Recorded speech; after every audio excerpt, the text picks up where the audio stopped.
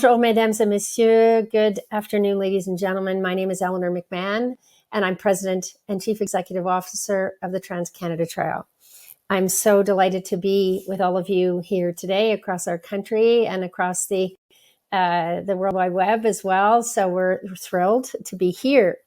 I'd like to begin by acknowledging that I and the guests I'll be welcoming today are speaking to you from Burlington, Ontario, where I am, which is on the traditional territory of many First Nations, including the Mississaugas of the Credit, the Anishinaabe Nation, the Chippewa, the Haudenosaunee, and the Wendat people, as well as Tareq is with us from Halifax, Nova Scotia, which is located on the Mi'kmaq territory, the ancestral and unceded territory of the Mi'kmaq people.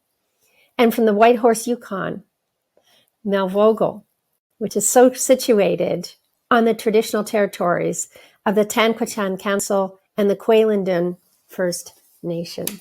How privileged are we to work with Indigenous partners across Canada and around the world.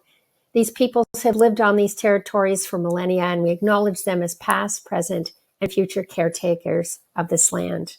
So welcome everyone to the first installment of our new conversation series, Trail Talk Live. So excited to be here. This is the first of 4 speaker events we're going to be hosting on our channels this year about the Trans-Canada Trail, the people who use our trail, and how the trail fits into their lives. Our conversation today is about something that's near and dear to all our hearts, I think, wellness, and in particular, mental health and wellness during our winter season, because everyone knows that Canada is a winter nation, and so much of our year is, as is captured on the scene behind me, covered in snow and ice. And so we have the privilege of living here, but it's also an opportunity to find joy in the outdoors and make the most out of the trail. We're excited to bring this series with you and to you as part of our signature wellness campaign, Blas to Ahhhs, which is ongoing through March. And of course, you can find out more about all of our work on our website, tctrail.ca.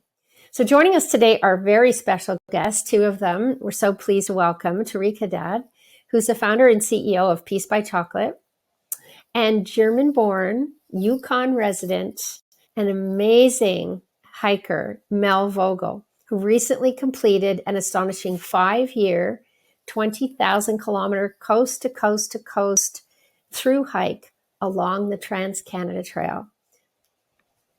Thank you so delighted to see you. Thank you, Eleanor. We're so delighted to have both of you. And the good news for all of our listeners is that you're going to be doing most of the talking, because so little of this is really about me. And we're so delighted to have both of you. Both of you have so much to share with us, as our listeners will hear shortly, about resilience and about winter resilience in particular, your stories about connection and community in Canada. Before we get underway, I want to acknowledge, because our work doesn't happen without partners and sponsors, our generous friends at the TD Bank Group for really supporting our mental health and awareness campaign this year. You know, it's so important to us that Canadians understand that the Trans-Canada Trail is a place where they can come for peace and for joy. And we're delighted, and we give tremendous thanks to the TD Bank Group. So to everyone out there, whether you're watching on our website or on social media, thank you for joining us today. We know that during the pandemic, which had a tremendous impact on all of us as individuals in a society, that people were inside more. And we know too from the Trans-Canada Trail and our data surveys that trail use escalated dramatically during the Trans-Canada Trail. Canadians told us that they used trail 50% more than before the pandemic. And the good news is that the vast majority of them said they're going to keep using it, close to 100%, 99%. I wonder who that last percent was, but virtually all Canadians have said we're going to keep using the trail. And that's really good news for all of us. And so, feeling close to nature brings us joy and happiness. There's all kinds of studies relative to that too. So I think we're going to zero in on our first guest. Next guest certainly knows a thing or two about winter. For those of our viewers who aren't already familiar with Tarek Haddad, his incredible story of fleeing conflict in Syria in 2012, to becoming a beloved chocolatier in Canada and global ambassador for peace, all of which was chronicled in a beautiful book, dramatized in a major motion picture, which I've seen not once but twice and highly recommend, as well as covered by numerous media outlets, including the New York Times. After leaving Syria, where his father's successful chocolate business was destroyed in a bombing, he and his family fled to Lebanon, where they lived as refugees for 3 years, before finally making their way to Antigonish, Nova Scotia in 2015, the place that would become their new home. As Tarek's family adjusted to their new life in Nova Scotia, his father returned to chocolate making. And after much hard work and with the support of their new community, all, by the way, after arriving in the dead of winter in January, the family's chocolate business was rebuilt, which we all know, love, and celebrate as Peace by Chocolate. And I'd now like to welcome Tarek Haddad, founder and CEO of Peace by Chocolate. Thank you so much for being part of Trail Talk Live today. So, Eleanor, my friend, thank you very much for having me on this call. And thank you very much for the sweet introduction. I'm really excited to be with you today. And I'm really excited to share with you furthermore to details our story. Well, you know, I saw in the movie that you arrived in winter. And Canada can be a pretty inhospitable place in wintertime for newcomers, especially those that aren't used to what can sometimes be a pretty severe climate in the wintertime. But what came alive to me in the movie and in your book was the warm welcome you received from your community. And now you're obviously giving back to that, which is just so incredible. The first thing you learned to do was shovel snow, which is also pretty amazing. 7 years in Canada later. Tell me, what did you find most challenging about coming here in the winter time? And now, I guess, on the other side of that coin, what do you love most about winter? Oh, that's actually a great question. You know, I got the call to travel to Canada like way back in the summer in 2015, and I had no clue when my flight is going to be until really the last few weeks in December, and I landed on December 18th. And trust me, no one would like to land in Toronto at Pearson Airport in one of the coldest nights of the winter when it was minus 22 with wind chill. I felt at that moment actually that the wind blew my bones. You know, it was really cold at the moment. So I did not really understand what winter could be until I tested it, until I was really living it every single day. You know, I mean, landing in the winter can have its own challenges. But I think the beauty of it is celebrating what Canada is all about. You know, Canada and the winter here is part of our identity. Like, you cannot talk about Canada without really acknowledging that we are a cold country. We are way there up north. You know, Canada, and you know, when we talk about the Arctics, and when we talk about, you know, the temperatures that are really frozen, and many people don't know the fact that, you know, Canada is the second largest country in the world. But many people also don't understand that among the second largest country in the world, not a lot of people live up north. You know, 80% of the population, they live in a very thin line across from the US border. And then I started understanding why is that when I landed here. It is certainly mainly because of the weather, mainly because people really want to stick to that warmer temperature down to the south. And at the same time, you know, I wanted to understand what is special about Canada and Canadian winter. So for me, number one thing, I understood that winter can be that source of happiness, peace, and positivity all together. You know, there is no way that you can take winter away from the Canadian spectrum of the four seasons. And this is really something that I love. I was just telling Mel before this call that there is beauty to every season in Canada. And instead of denying, you know, the beauty of the winter, let's celebrate it. Let's enjoy it. Let's become part of it. And instead of isolating ourselves indoors, let's just, you know, enjoy what this season has to offer. You know, although it feels like winter is a whole year in Canada, I always say, one of my friends told me when I landed in Antigonish, Nova Scotia, he said, do you know that summer is the most beautiful day of the year in Canada?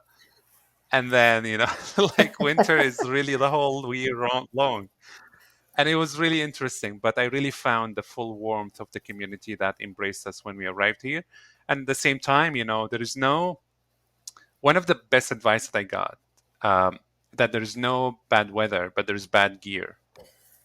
And as long as you're prepared, you can really enjoy all these beautiful activities outdoors, and you can build a community while you are practicing these activities. And at the same time, I guess every country has a cultural identity. Every country has a weather identity. Every country has special norms, and I think we are very lucky in Canada that we have developed systems in place where we can support the mental health of people during the winter.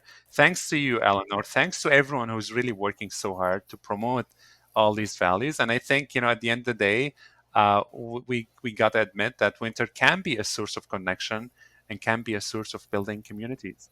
Tell us more about this, the embrace that you have of our country and your love of community, and how that has inspired you to become the ambassador for peace that you have.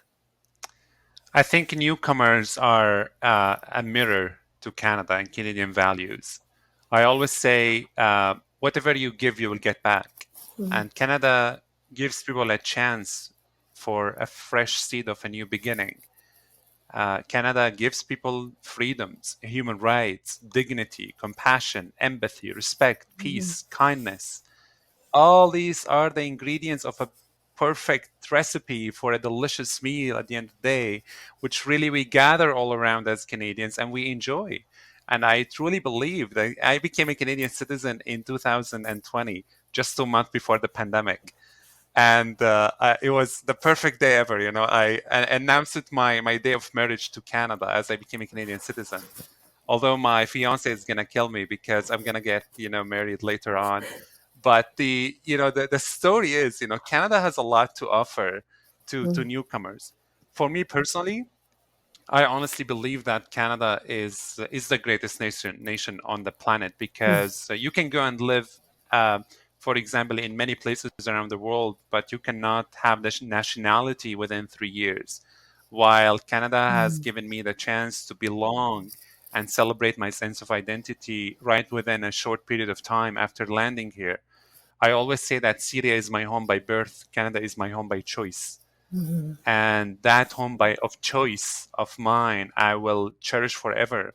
And I will always say that, kindness begets kindness. And because Canadians have offered us so much kindness, now it is our moral responsibility to give back, to contribute, to celebrate the values that Canada is all about. But at the same time, I truly appreciate that you did the land acknowledgement for me at the beginning, Eleanor. Thank you.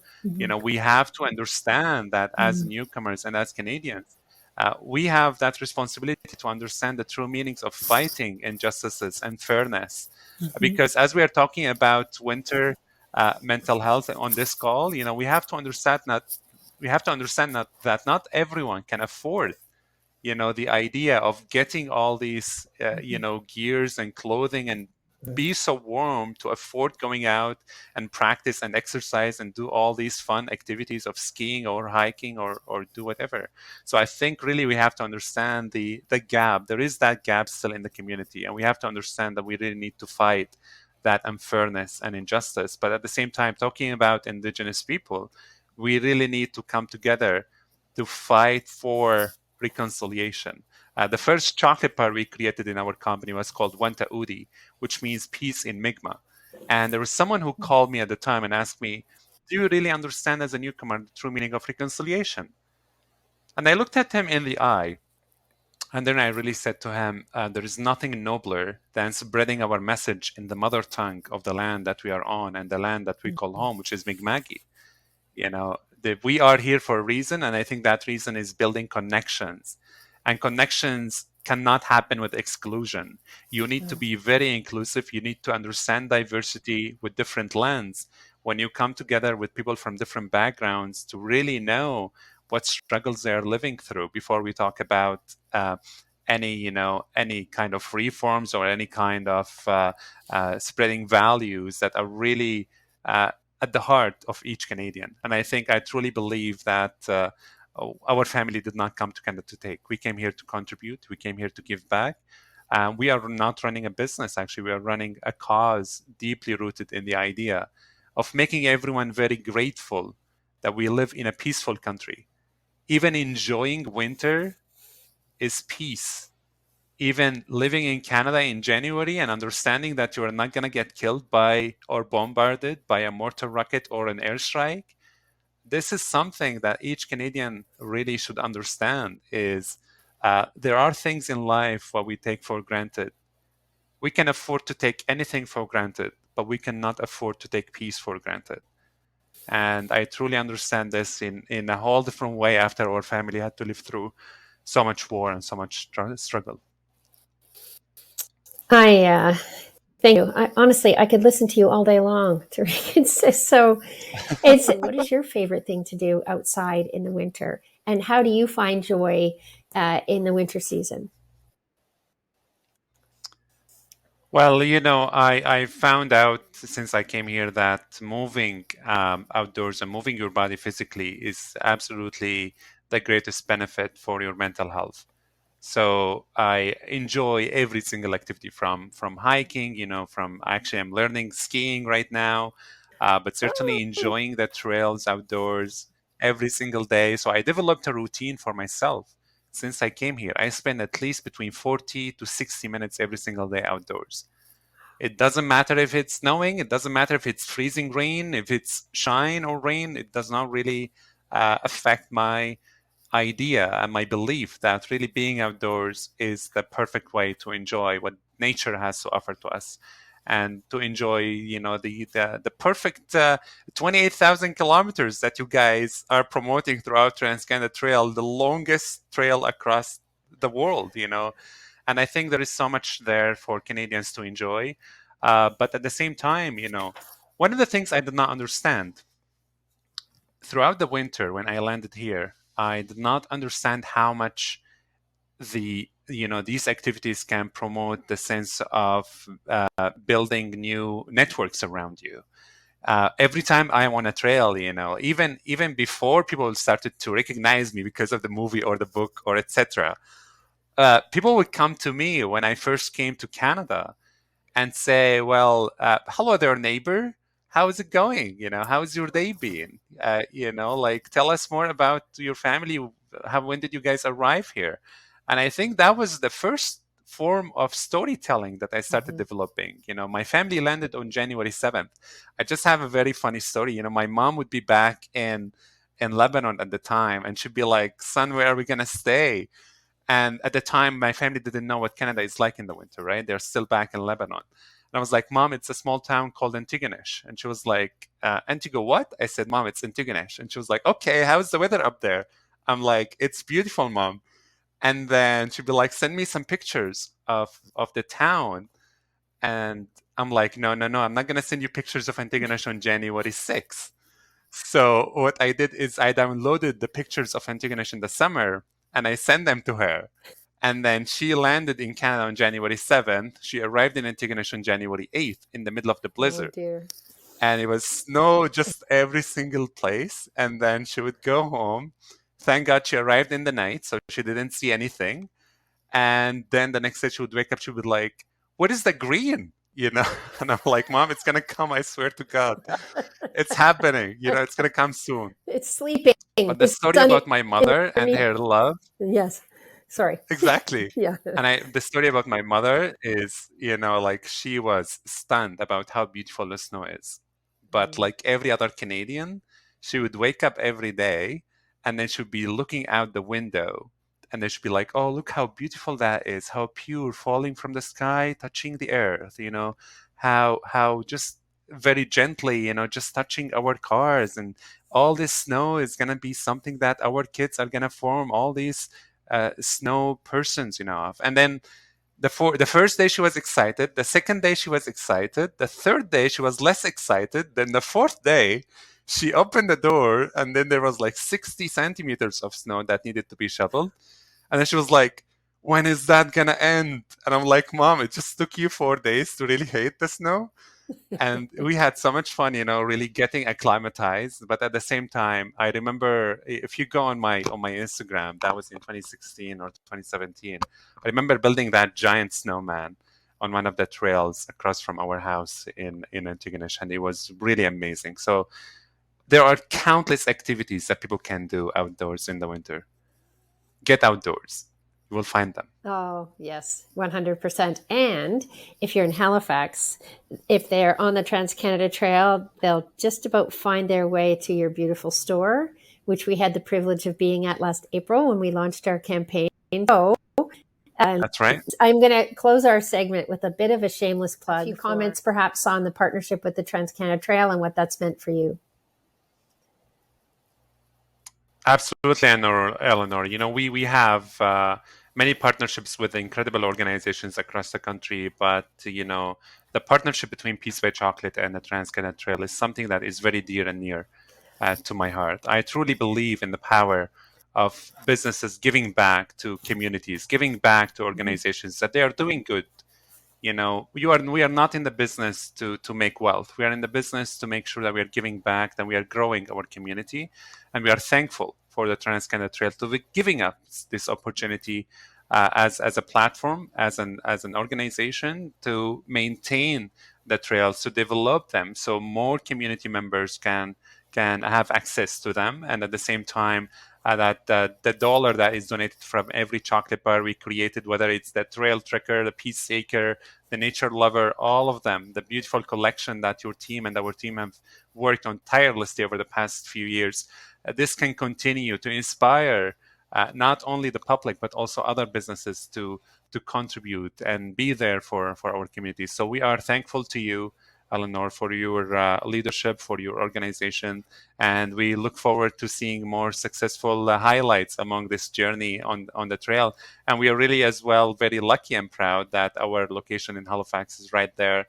on the Trans-Canada Trail, on the Halifax beautiful boardwalk on the waterfront. So I really want to encourage everyone to understand that there is true meaning behind enjoying these trails. So let's be there for another. Let's celebrate our connection, and let's celebrate our communities. So beautifully said. As always, thank you so much for being with us. I'm going to invite you back in a few minutes because you're enjoying my for another conversation. So we're not done with you yet, but just so delightful. As I said, honestly, I could listen to you all day. Tareq, you're truly inspiring, and we're so grateful that you're with us today. Thank you so very much. My pleasure. I do want to remind all of you listening and watching that this beautiful Blahs to Ahhhs campaign, inspired by our amazing and talented staff, by the way, is all available on our website, which is tctrail.ca. So tctrail.ca. And check out our Blahs to Ahhhs content as well. And great tips for beating the winter blues, recipes for sweet winter treats. And all of us know after a day outside or even after a short hike close to home, we just can't wait to get back to the house and enjoy something warm and satisfying. We have beautiful content and stories and visual beauty from our wonderful partners, including Canada's principal dancer, Guillaume Cote. I've had the pleasure of meeting Guillaume. He's an extraordinary talent that we're lucky to have in this country. And I encourage you to check out the video and the message and the story that he shares on our website of him practicing on the Trans-Canada Trail close to his home in Toronto. If that doesn't inspire you to get on the trail, I don't know what will. We've got a great contest coming up as well. So we're so fortunate to have all of you who love the trail so much. And we do get stories and messages and content from you. But this time there's a special reason for you to participate because there's a contest and there's prizes to it. So send us your visuals, send us your stories, send those pictures in with your videos, and we'll post them on our social media channels. Don't forget hashtags. There's a couple to remember. The first one's easy, hashtag Trans-Canada Trail. And the second one is hashtag Blahs and the number 2 and Ahhhs. So it's A with 3 H's, S. So hashtag Blahs to Ahhhs and hashtag Trans-Canada Trail.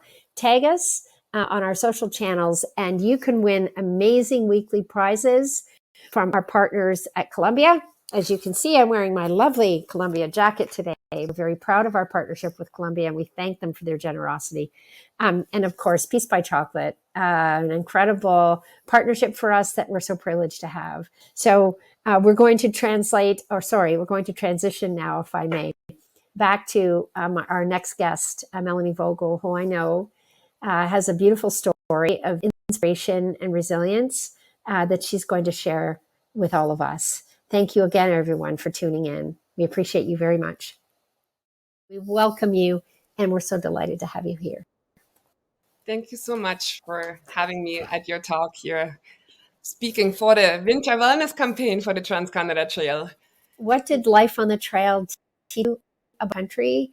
And we'd love you to share some of what you saw and learned in your journey. Ooh, that's a lot to talk about. It's a big question. I know. I'm a big question. It's a long journey too, right? But what the journey taught me in the broadest sense was it taught me about Canada's diversity. And I'm not just talking about human diversity in a way of how different we live our lives across the entire country and in our provinces and territories, but also diversity as of Canada's vast, beautiful landscape, its weather and climate, and its biodiversity. So learning from these different way of lives across this country and bonding with nature did not expand my awareness or consciousness of my surroundings, but also about myself. So there was a deep connection not only to nature and this land and its people, but also to myself. And walking the trail also gave me a great insight of Canada's history. For example, thinking of the Confederation Trail in PEI or the Kettle Valley Trail in BC, which is a natural historic site with its 16 wooden trestles at Myra Canyon, or the Dawson Overland Trail here up in the Yukon, which is the transportation or was the transportation route during the gold rush. And so there is so much to learn. Like there's so much diversity in this country, and it's so much insight you gain and so many experiences to make. So there is a lot of information to digest in this long journey. And and being on this trail out there, seeing so much, experiencing so much, you also have a lot of time to think about all of it. So yeah, Yes. and when I came to when I hear Tareq talking as an immigrant to this country, I so often found myself like nodding my head, like when he talks about kindness and what he admires about this country, and that this is the country of his choice, and so it is actually also for me.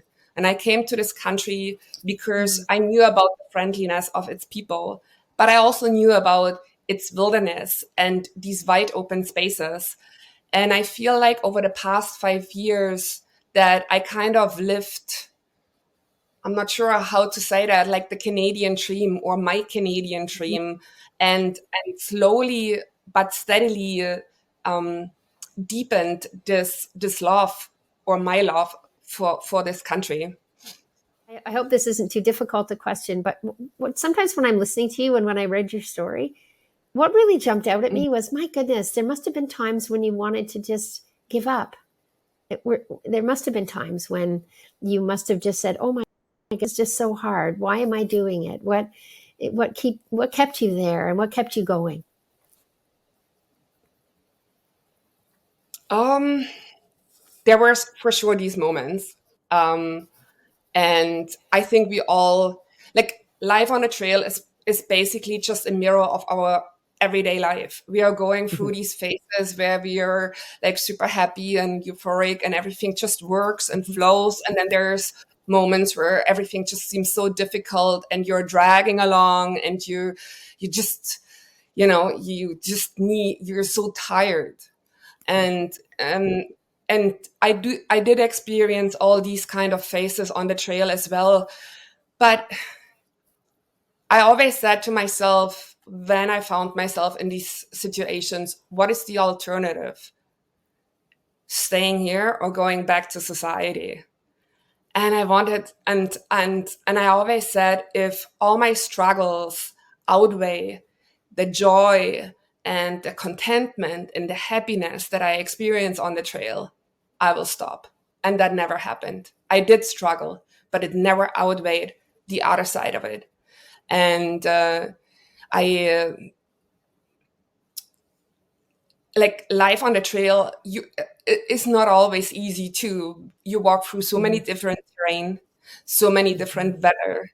There's instances that are happening on the trail that seem obstacles that seem difficult to overcome, and still there was always a solution, and I started to trust that there's always a solution, and that solution often came in the form of kindness. And I'm talking about it as, not just as someone would help me to fix a flat tire on the wagon that I pulled, or hand me a Gatorade through the car window, or things like this. Sometimes it was also just a hug. When I felt like I'm so overwhelmed by the day and I'm just so exhausted, sometimes there was a person where actually asked, "Can I have a hug?" And the person would say, "Sure, you can have a hug." And and these things, these small little things along the way, that kept me going. And it was this kindness, and that's why I also started talking about that this is, yes, a solo walk, but it is powered by human kindness, because nobody can do such a long journey all by yourself. No matter what projects you're doing. Small projects you can probably do by yourself, but a long project needs support. We are humans are social beings, and we need this support, not just in a form of someone giving you something material, but just as cheering you on when you feel you can't go anymore. Like, I had such a supportive online community also, where people just constantly kind of pushed from the behind. No, you can do it. and this it felt good. It felt, that's why I also said I walked alone on the trail, but I never really walked alone. There was the sense of community that I had in my back, the sense of support, no matter where I was. Yeah. Wow, so powerful. And can you tell us about Mallow and the two of you? I met Mallow when it was perfect timing. I met him on the Croving Trail in Manitoba when I just walked out of the winter and into spring. I just actually met him right after spring arrival, and he just came with me and tagged along. And I'm like, oh my God, what am I going to do? And of course, I looked for the owner, if he belongs to someone, if someone's looking for him. And after 1 month, I stopped looking. And during this month, he walked with me, and it was just, first of all, I did not know what to do. I never had a dog. I knew it would add a financial and logistical challenge to my journey. But then everything was just so much better. I came out of the winter pretty tired and exhausted, and I kind of had lost my spark for exploration and and discovery, and then just trotted along on the trail, making miles.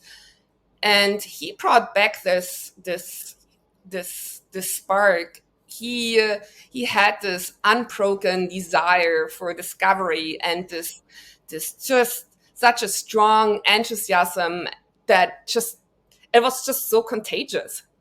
And it just brought so many times a smile on my face, like how he walked every day into the day with his wagging tail, greeting people.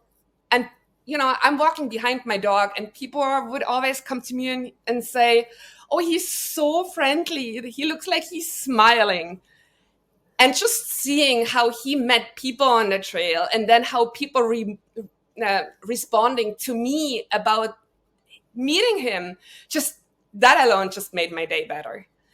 So, and this is what I really love about my dog, is that no matter the weather, no matter what, no matter how exhausting the last day was, he had this enthusiasm for this new day. And it's just, it's so refreshing, actually. And that also keeps me going now, so much to do now, adapting back into society and everything old that's new, and and he always drags me out onto the trail, into any weather. Doesn't matter how cold it is. We will go out twice a day for at least an hour, and it's every time I'm out there with him, I feel just so content, so good. Like, I instantly feel I'm going out and breathe just a little deeper. And so there is the power of the dog. And he's also a good reminder of drinking water, which I'm really bad in, especially on the trail, when you kind of push through your days, no matter when it's cold or when it's hot out there. And so he does that, and so that was a good reminder. Yeah. Oh, so my gosh. We bonded quite well. Yeah. So how are you enjoying things in the Yukon? And aside from getting out with your dog, with Mallow, are you enjoying your winter season this year? Here in the Yukon, first of all, I returned in the Yukon. One, because I love the way of life up here.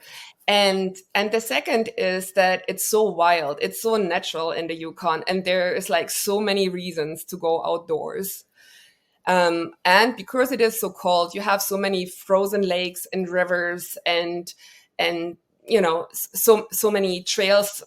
Like, Whitehorse is called the wilderness city. So there's so many trails. You just need to get over the street and you're already in the woods, basically. And so that I really love about this place over here. And I love its remoteness. I do love remote places to begin with.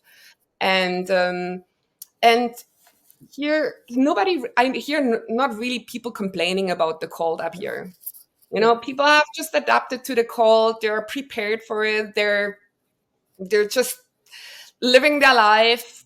Then it's like a cracking -50 outside. Well, then the outdoor time will be a little bit shorter.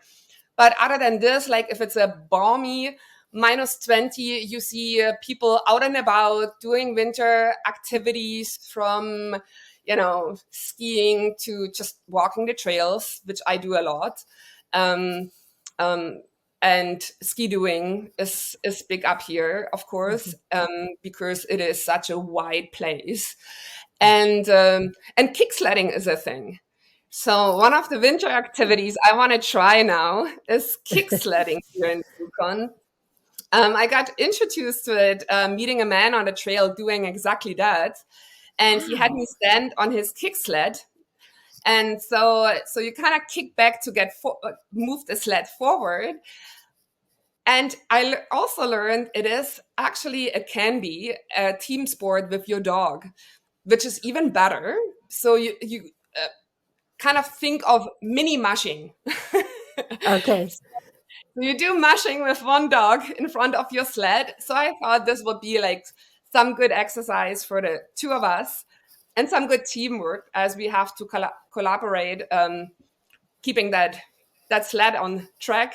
So that's what I'm really looking forward to. And if that goes well, I might even, get my own sled for the next winter. Yeah. So that's something new for me up here.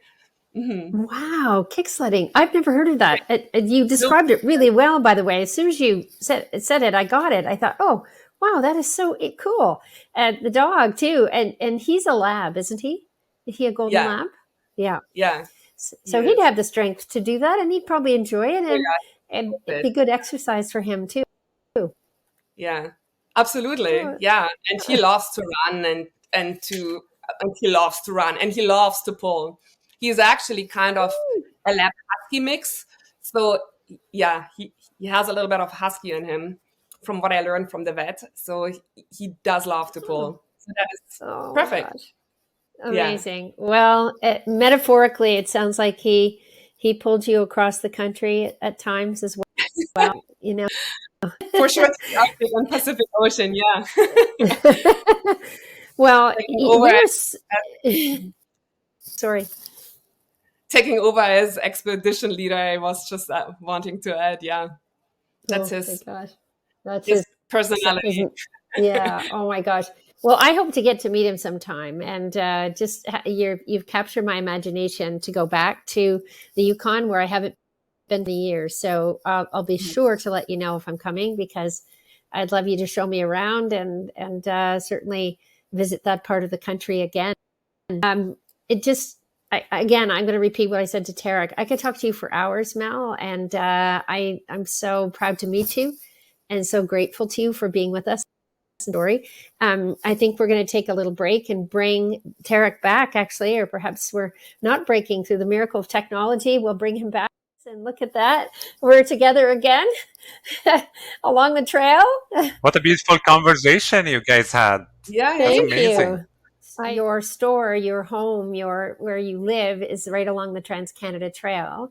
But maybe I could ask you, we'll ask Mel a different question because my goodness, she's seen the trail from coast to coast to coast. But is there a place across Canada, Tareq, that inspires you to visit along the Trans-Canada Trail that you haven't seen yet? And we're hoping, since the trail is connect 15,000 communities and 80% of Canadians live within 30 minutes of the trail. So is there a place in Canada that tempts you, that inspires you along the trail?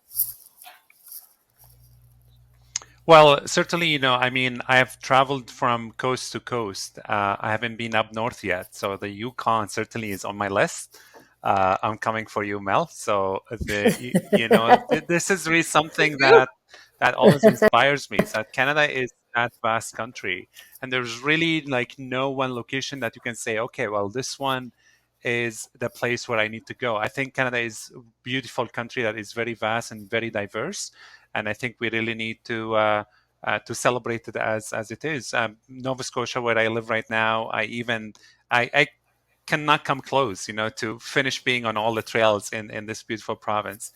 Just around me and around the store, there is a 2.5 kilometer of the trail right there on the boardwalk alone. So really enjoying that and getting that, I think get saturated with the happiness and the joy that comes from walking on these trails. It's going to be very rewarding at the end, because it really gets us in the mindset of gratitude to be in a beautiful country like Canada. And I really cannot wait to be in the Northwest Territories and really go there and enjoy the true meaning of being a proud Canadian and having the freedom and accessibility to be on the road and enjoy without having to show a passport, or a piece of ID as I cross between provinces, and I think that this is really something that we are very proud of as Canadians, is the connectivity between us. Although it might seem that our communities are scattered out there, but we are so connected and so deeply rooted in what shows us, to the world as proud Canadians, that